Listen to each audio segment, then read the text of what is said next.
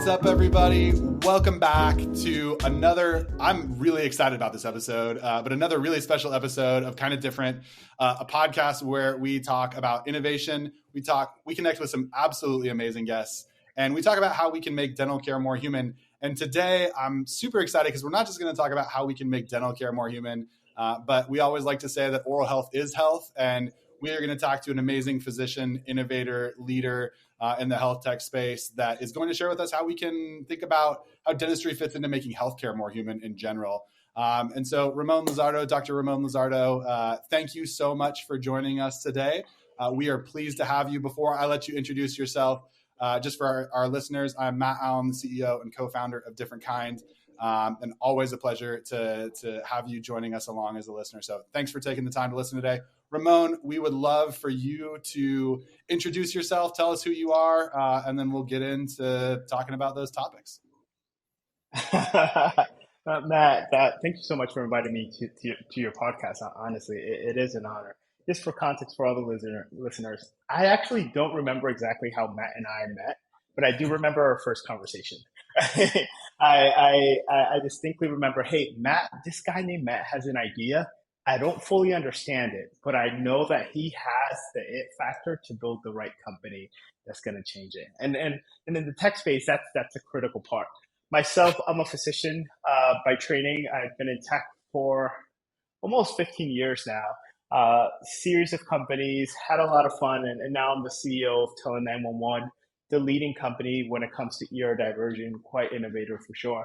And I just to caveat, I am a board advisor on DifferentKind. I'm a strong believer since the company was an idea, and I'm excited to be on this podcast because there's just so much synergy of what's happening across the healthcare landscape, particularly with people needing dental care, right? And how that actually is affecting the flow of money just across the entire landscape.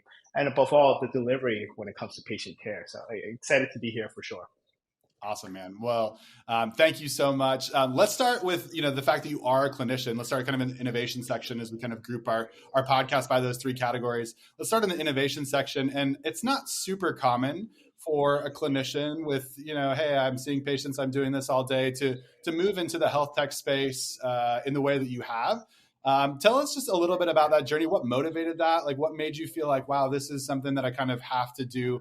Would love to hear, kind of how that played out for you, I guess. That's a really good question. And actually, that's what I get asked the most. Like, Ramon, how do you do it, right? and the truth is it's like, over a decade ago, I was just an intern at Robert Wood here in New Jersey, and I was thinking, oh my God, what am I doing with my life? I basically signed up for emergency medicine, and all I'm seeing is primary care. This is not what I thought my life would be. And I basically am one of those people that taught himself how to code early on. I ended up building this app that allowed physicians to be able to trade stocks. I put it at this contest called Morgan Stanley. We called it Morgan Stanley Health Pro. Actually won some awards. From there, I got an opportunity to join a small startup over in Manhattan. And that startup ended up scaling to 500 people and exiting. And I realized, wow, there's like a whole other life outside of clinical medicine that I can make an impact, and even a larger impact than as a clinician. Along the way, I basically met the right people at the right times. Very social person, and being part of that was probably one of the most critical components of my success. And working with people like Sam Jacobs, who scaled GOG and now leads Pavilion, and working with Darren DeLucia, who is serial entrepreneur. And it just basically, I learned from some of the best people in the industry and tech. And what they did is they invested in me because they saw someone that wasn't just a clinician, but someone that had that potential to build great companies. And it wasn't until I was able to get a seat at the table and say, okay, now I'm ready to go out and lead and build the right company.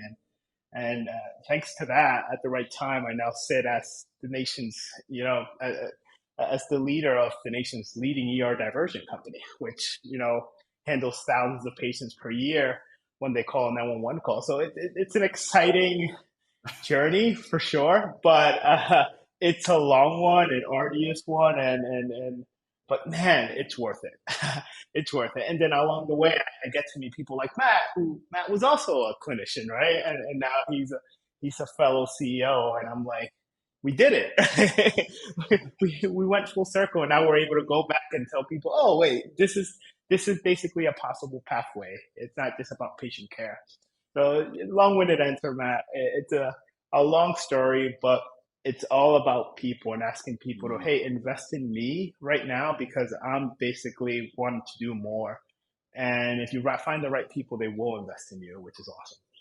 Totally. Well, man, I think that's a really beautiful piece of advice, right? Is to like be able to ask for that help or be able to know you need that help, right? And to be able to say, hey, like, help me, teach me, let me learn, because it's not something that, and maybe this is changing in small ways, right? I see some of this in the kind of leading cutting edge health tech, kind of ecosystem, right? You go to some of these conferences and like, hey, we want to bring digital health into medical schools and into dental schools, and right, like it's becoming more, but it's still not there yet for those of us who've been out of school for a while. And so I think that's beautiful advice to ask for help, and to look for others like yourself who can really guide us in the ways that we need to know to build these companies moving forward.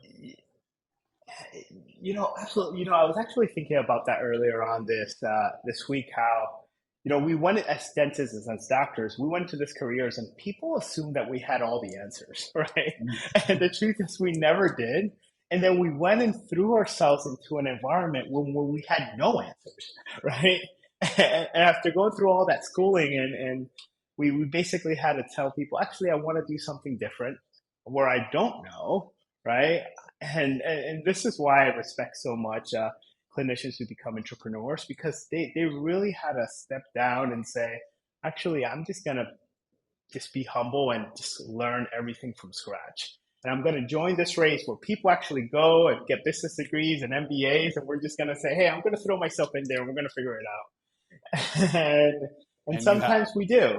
And we end up, and we end up with companies like ours and they're doing well. So that's what's exciting. That's awesome, man.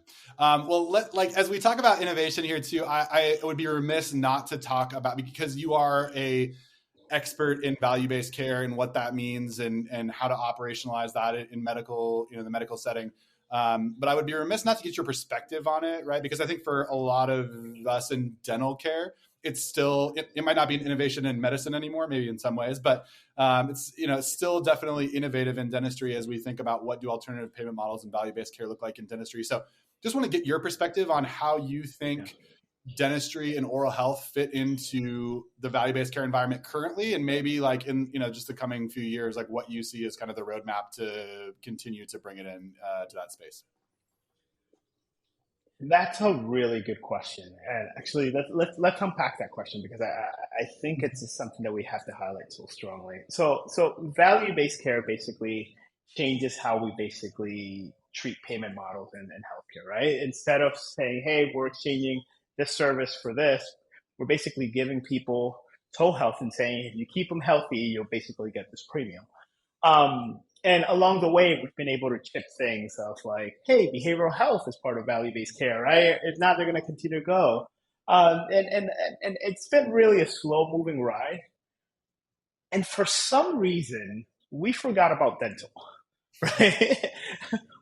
And then when I look back at how many patients in my ER would go in and say, oh, I just have a toothache, but they don't have access to a dentist. And because of that, they're overcrowding the ER, or even people call the ambulance. I mean, I see these records. I'm able to see, as a CEO of the nation's leading ER diversion company, I'm able to see just why people are calling and which locations. And I'm like, wait a second, they really just don't have access to a dentist. Right. And this is, in our mindset, it could be like, this is not a reason to call an ambulance, but in the patient's mindset, this is the only way to get any access to care.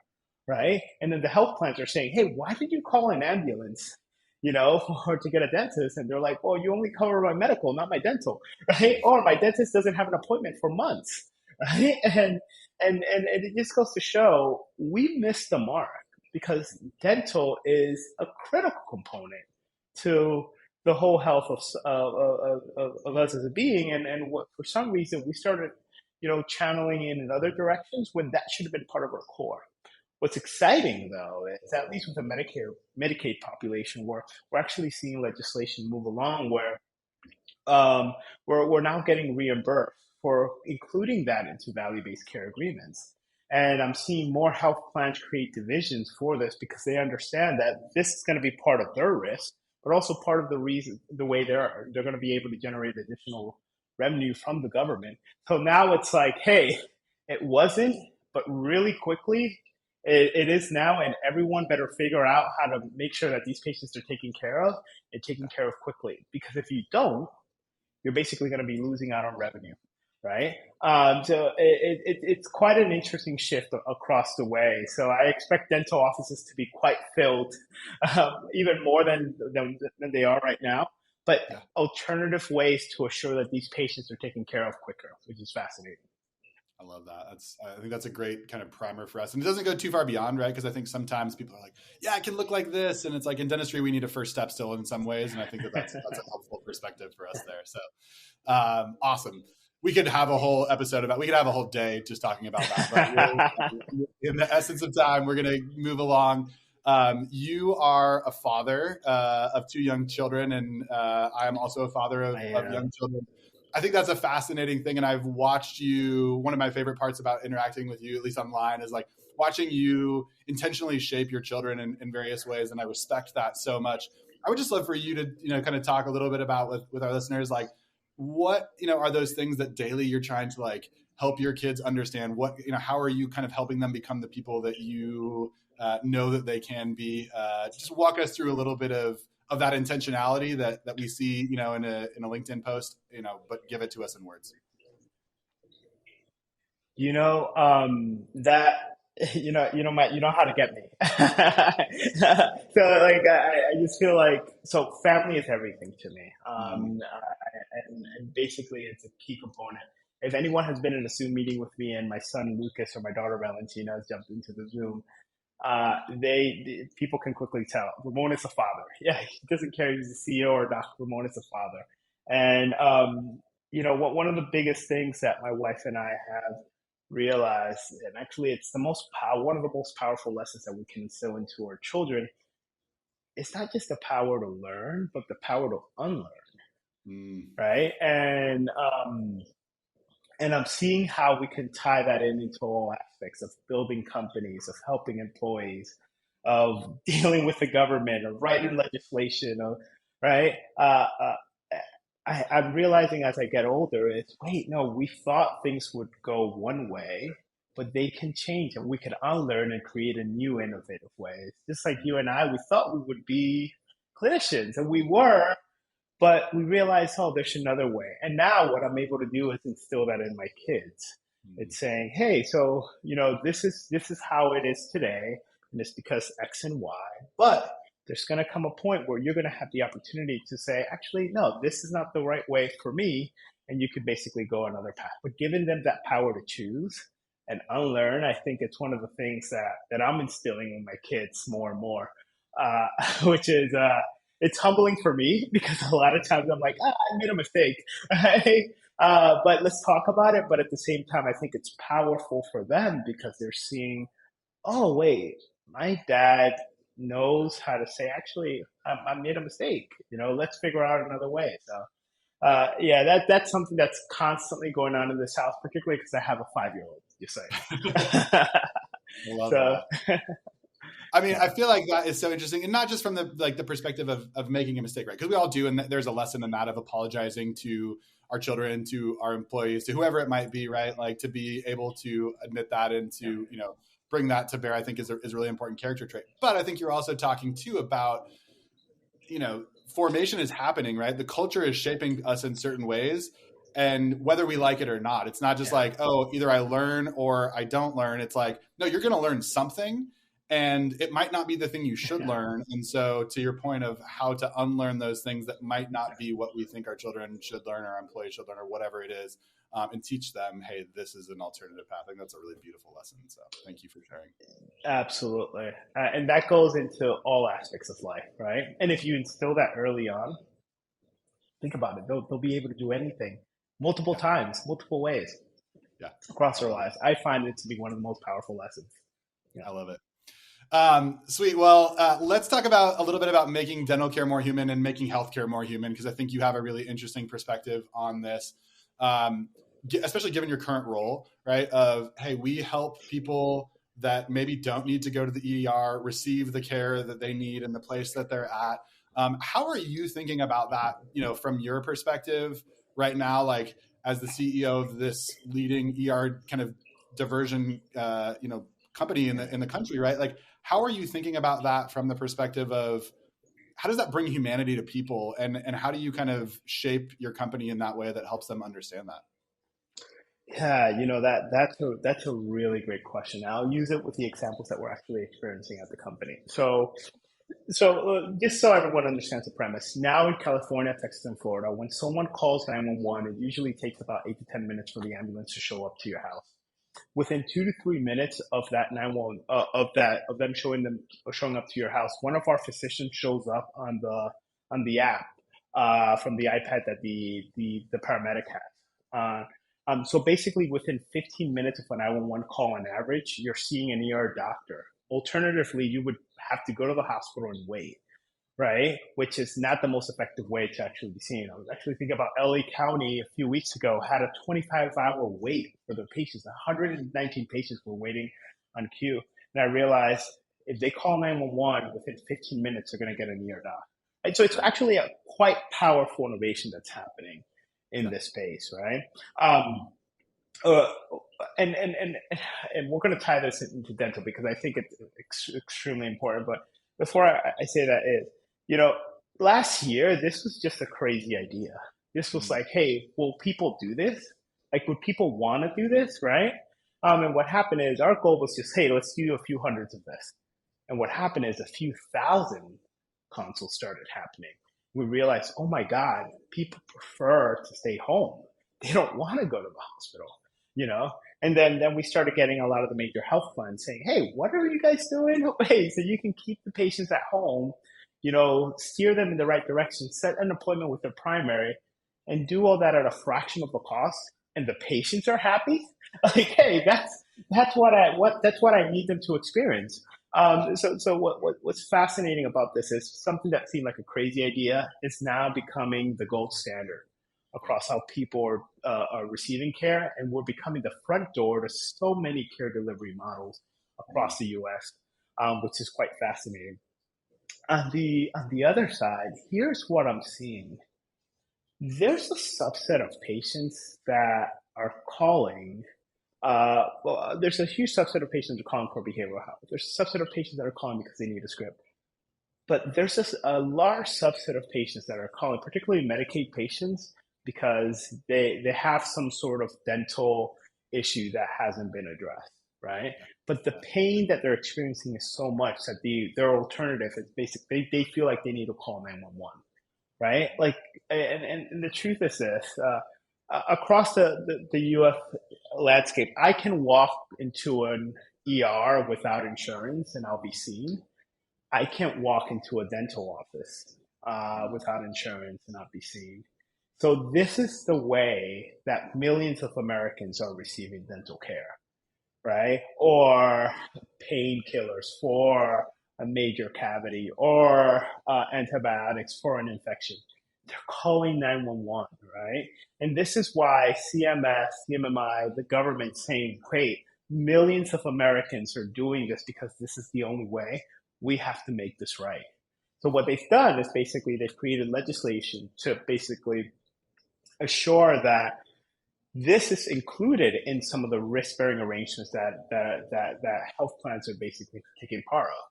So taking care of a patient now means taking care of their well-being, mental, physical, and that includes oral, right? And this is why this is just such an important component of value-based care right now, which is what's most exciting about how this is happening. Man, I love that. So, I mean, there's just so much of that I love, and I absolutely feel like, your ability to, one of the things we see in our data, right, is like there's a huge component of I wasn't able to get an appointment when I needed it is a huge challenge for people, right? And so, you're listening to that voice, not only of I want to be seen now, and I need to be seen now, and I want to do it in a place that's not, the ER, right? Like I want to stay at home, and whether that's for oral health or not, right? So it's like you're listening to the patient voice, which is so valuable in terms of not just saying, hey, this is the way it's going to look, but like, how would you like it to look? So to me, that's very human and very, very beautiful in terms of that. I have one more question for you that I think you'll have a really insightful answer for, just because I know you. I don't actually know what you think about this current question, but I just know you. So I'm excited to hear your answer here. But you are a patient, right? Like you have teeth, you go to the dentist, what is one thing that you think needs to happen in the oral health landscape as an innovator, as a clinician, as a physician, right? Like what is one thing that you think needs to happen to continue to bring what you just talked about into the oral health landscape even more? That's a great question. Here's the thing. Here's what I've noticed personally, right? It seems like we can take care of, well, patients in general, they tend to wait. They're like, hey, I don't need to deal with it. I'll move on. And actually oral, they tend to wait even more, right? Literally even more, right? If I see like an abrasion on my skin and I'm like, is it infected? I don't know. I'll wait a few days, right? If I see like a prospective cat, I'll wait a year, right? Kind of thing. That historically has been our mindset, but the truth now is that's going to shift even faster, because what's happening now is dental practices are taking risk, or primary care groups are going to be sharing some of this risk, or health insurance are going to be taking full risk, right? So now a cavity to you might just be like, oh, push it off for a year, but to a health plan might mean, oh, I'm going to lose $10,000 on this patient. So when this is why, Matt, and this goes back to the beginning of the conversation. I did not know what you were building, but I said, I'm going to invest in this person.